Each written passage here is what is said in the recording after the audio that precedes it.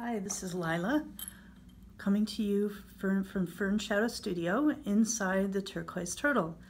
I wanted to talk to you this week about the subject of gold jewelry and gold terminology. We know right now that gold jewelry, gold necklaces, medallions on thin chains is kind of trendy. So I wanted to make sure that you knew what you were buying when you bought those kinds of gold pieces. So let's start out with the term carat. What does it mean when it applies to gold? Well, long ago, the jewelry smiths found out that if you use pure gold to make jewelry, it's far too soft and it scratches too easily. So they came up with a method of uniformly adding other alloys to gold to make it stronger or even to change the color.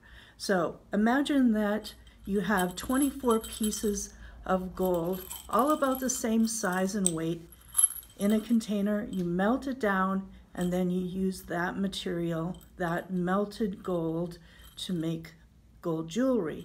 You then have 24 carats of gold because this was pure 24 pieces of gold. But say you wanted to make that jewelry a little stronger.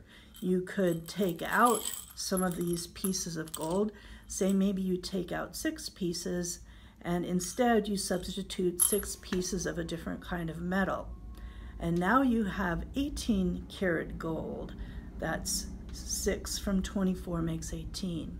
Or say you do the same thing, but you take out 10 pieces of gold and you substitute 10 pieces of another type of metal. 10 from 24 is 14, so that gives you 14 karat gold, and it keeps going down. 10 carats of gold means that you have 14 carats of something else and 10 carats of gold. So when you have 10 karat gold, it's actually more the other metal than it is gold. And what other kinds of metal do they add when they do these mixtures? Well, it can vary. The manufacturers usually don't publish what they use, but for example, if you mixed copper with gold, you will have rose gold. If you mix platinum, silver, zinc, you'd have white gold. And with yellow gold, it's a variety of materials from copper to silver to other types of alloys to give you the gold color. So the other thing that you should know about keratin gold is that it is required by regulation to have a quality stamp on the inside. So if you buy a piece of gold jewelry, it should be stamped on the inside with the carat. It would say 18K or 14K or 10K. And if it was less than 10K, it's not really considered gold, fine gold jewelry, and it may not be stamped. Now let's go to another common term, which is gold-plated. So gold-plated, it means that a manufacturer designed and made a piece of jewelry out of base metal and then electrically applied a thin coating of gold to the outside of it. That means that it's the thinnest gold possible, plating the outside of the base metal.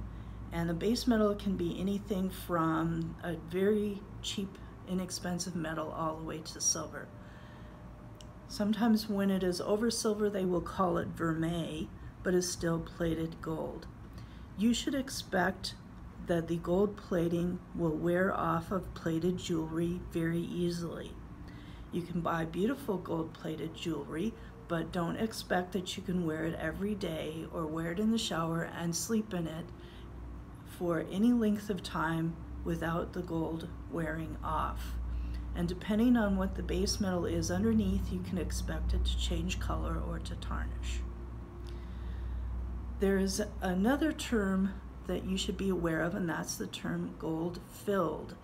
Gold-filled jewelry is also plated in a way. There is a base metal under the gold-filled jewelry. However, the gold on top of the base metal is actually about 100 times thicker than in gold plate. And my experience with gold-filled jewelry is that it's the most value for your dollar. The gold-filled jewelry will retain its color, its luster, and its coating for a long time.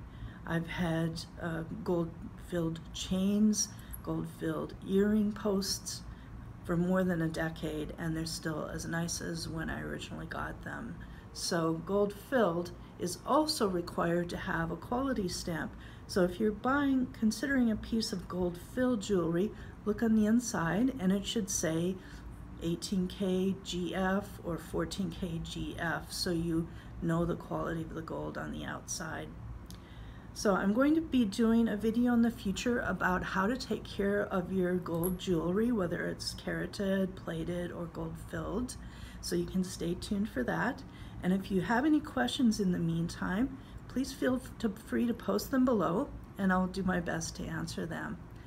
Once again, so you don't miss any videos in the future, be sure to like and follow this page, and we'll see you soon.